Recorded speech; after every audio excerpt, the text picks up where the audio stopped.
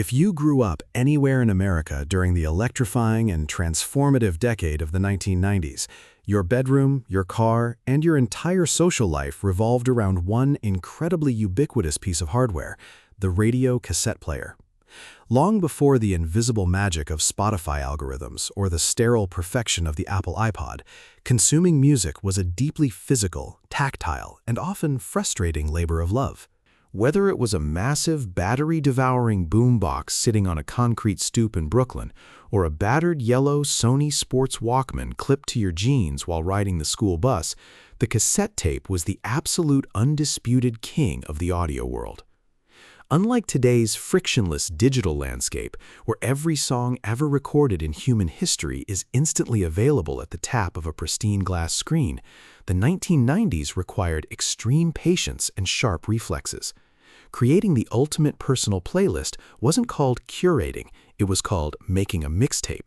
And making a mixtape was a high-stakes, real-time operation.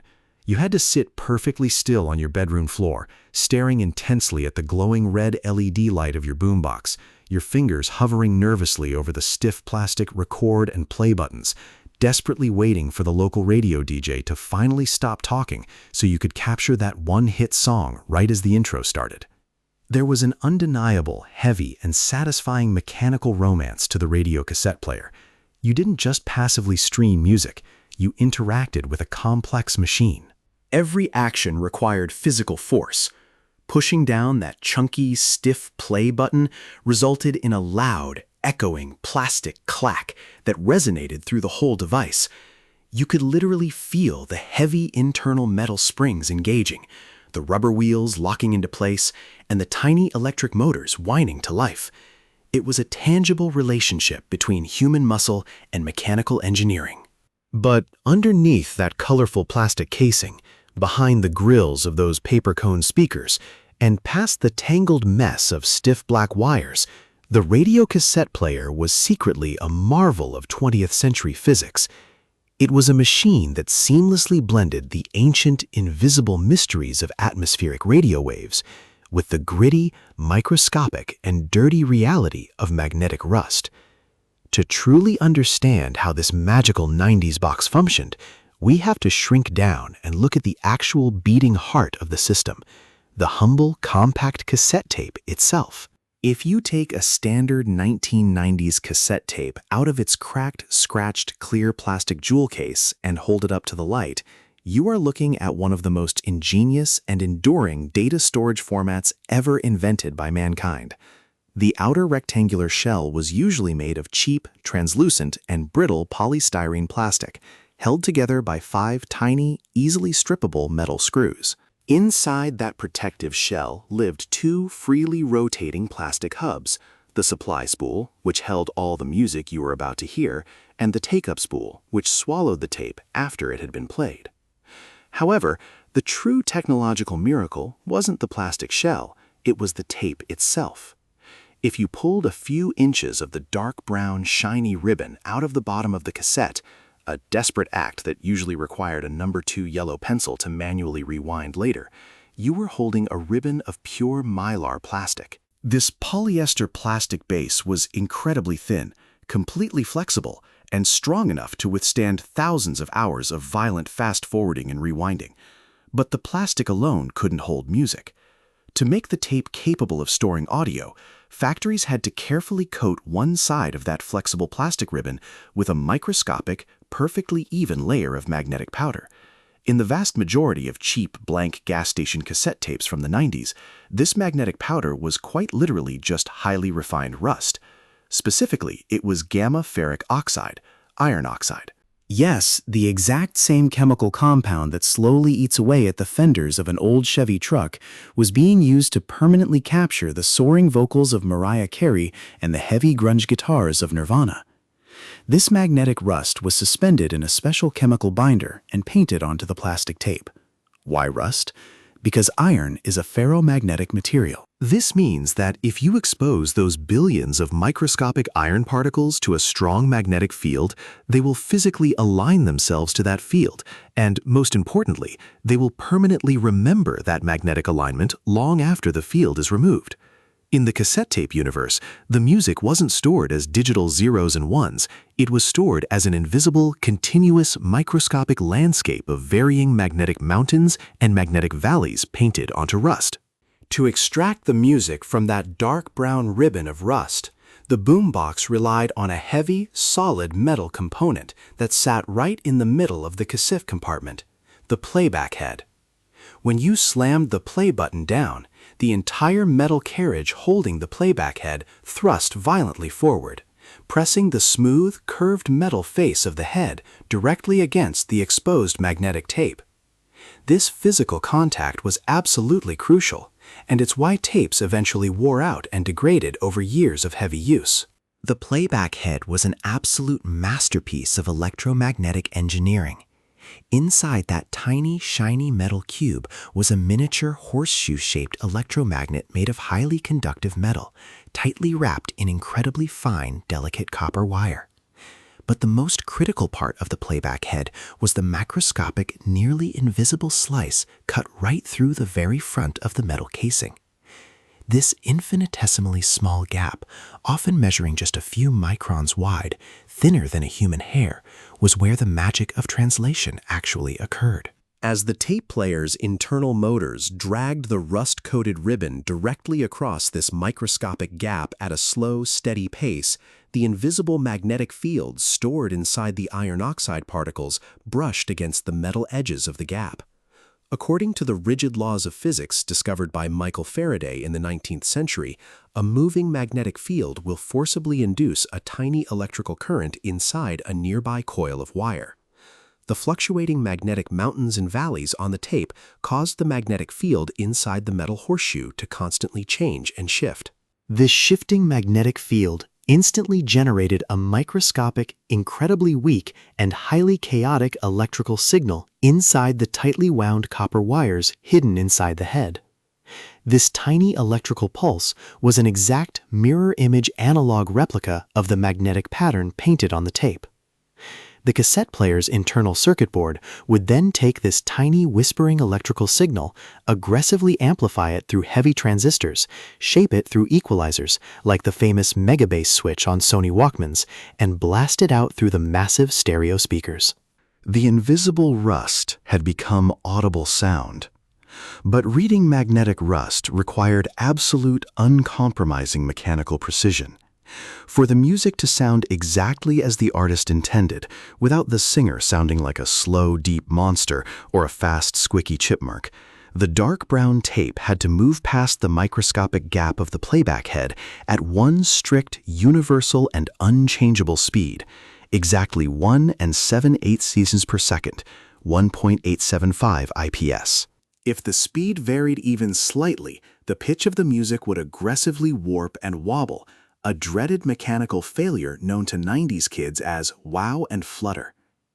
To achieve this incredibly stable speed, the cassette player couldn't rely on the motors spinning the plastic spools.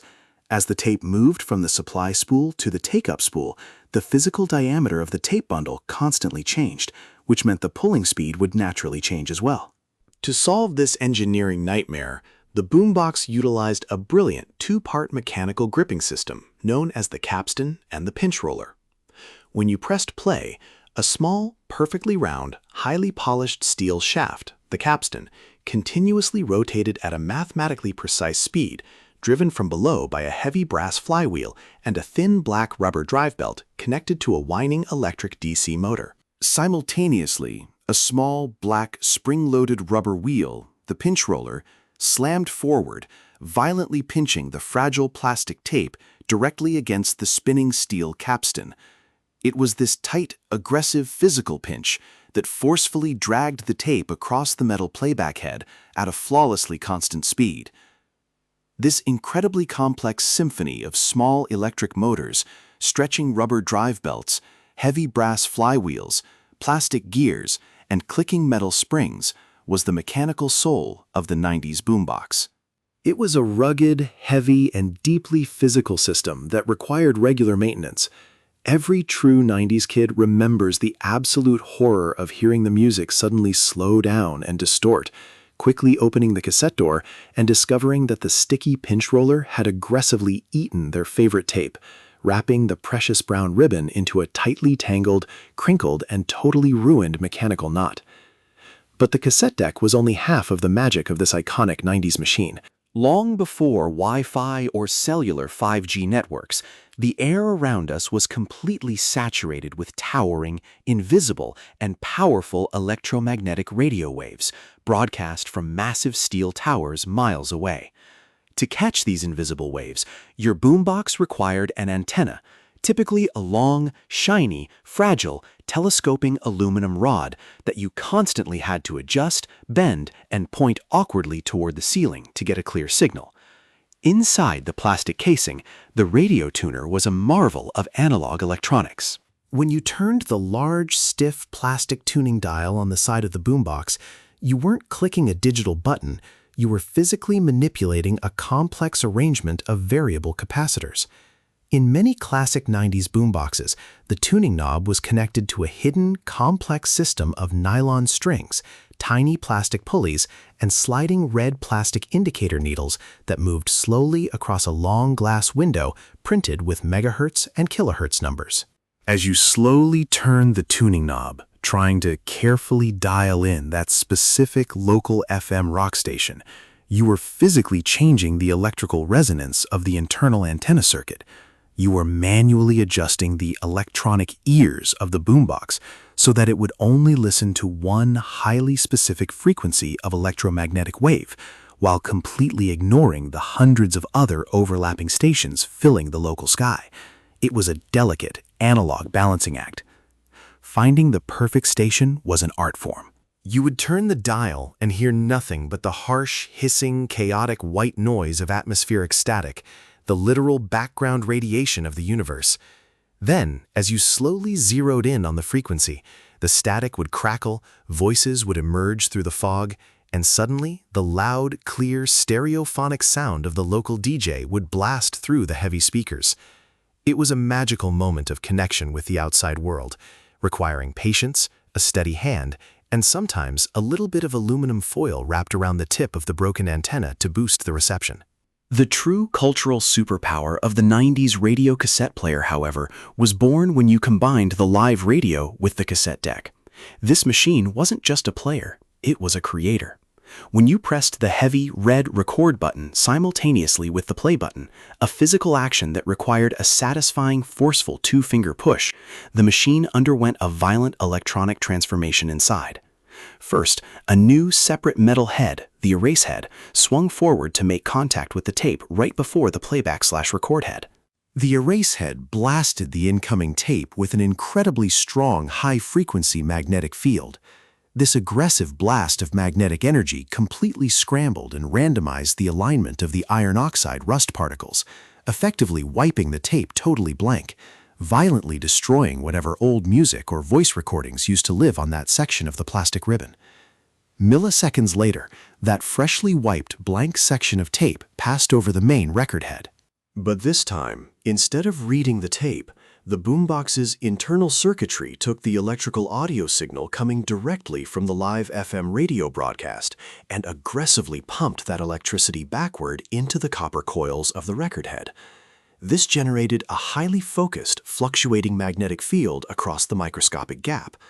As the blank rust passed over this gap, the intense magnetic field violently forced the iron oxide particles to permanently realign themselves into a brand new, perfect physical representation of the radio broadcast. This was the exact mechanical and magnetic process of making a mixtape. You were literally reorganizing billions of microscopic specks of rust using invisible magnetic force fields generated by a live radio broadcast.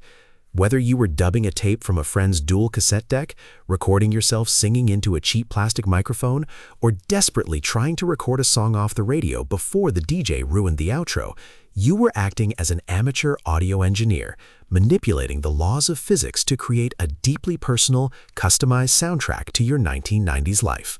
The 90s radio cassette player was so much more than just a box that made noise. It was an incredibly complex, heavy, and beautiful intersection of mechanical engineering, electromagnetism, and pure pop culture. Do you still vividly remember the massive, battery-eating silver boombox you used to carry around? Or the agonizing pain of trying to unspool a cassette tape that got violently eaten by the sticky pinch roller? Did you spend hours hovering over the record button, waiting for the radio DJ to shut up? Rewind your brain and drop your best, most nostalgic mixtape memories in the crowded comment section down below. And if this deep, mechanical, and magnetic dive into the glorious analog past struck a massive chord with you, hit that like button with the forceful clack of a heavy cassette key, aggressively subscribe to our channel, and make sure to turn on all notifications so you never miss our next retro technology breakdown. Now, let's look at how this heavy, mechanical giant finally met its digital end. The glorious reign of the heavy, mechanical, tape-chewing radio cassette player could not last forever. By the late 1990s and the early 2000s, a new, cold, and flawless digital revolution was sweeping across America. The compact disc, CD, with its laser-red optical pits and flawless hiss-free audio quality, began to aggressively conquer car dashboards and living rooms. And shortly after, the incredibly tiny, weightless, file-sharing MP3 format arrived, allowing teenagers to store thousands of digital songs on a tiny hard drive that fit in the palm of their hand, completely free of moving parts, rubber belts, or metal springs. The cassette tape, with its inherent background hiss, its terrifying tendency to tangle, its painfully slow rewind times, and its inevitable degradation of sound quality after playing the same Nirvana album 100 times in a row, simply couldn't mathematically compete with the pristine, instant, and immortal perfection of the digital era. The massive factories that once painted miles of plastic ribbons with microscopic iron rust slowly began to shut down their heavy machinery, and the beloved boomboxes were quietly relegated to dusty garages, damp basements, and eventually, the local landfill. Yet, in losing the radio cassette player, we also lost something profoundly special about how we interacted with our music. In the hyper-convenient digital age, music has become an invisible, weightless utility, like running water or electricity. But in the 1990s, music had genuine physical weight. You had to physically carry it in heavy binders, you had to forcefully push mechanical buttons to engage heavy flywheels, and you had to dedicate actual, uninterrupted time to craft a 60-minute mixtape for a high school crush. The 90s radio cassette boombox wasn't just a portable speaker. It was an incredibly resilient, mechanical survivor. It was an analog beast that brought the invisible magic of radio waves and the gritty reality of magnetic rust directly into our bedrooms and onto our streets. It democratized music production, allowed us to record our own lives, and gave a heavy, plastic, and battery-powered voice to an entire generation. Thank you so much for pressing play on the past with us, and we'll see you on the next deep dive into history.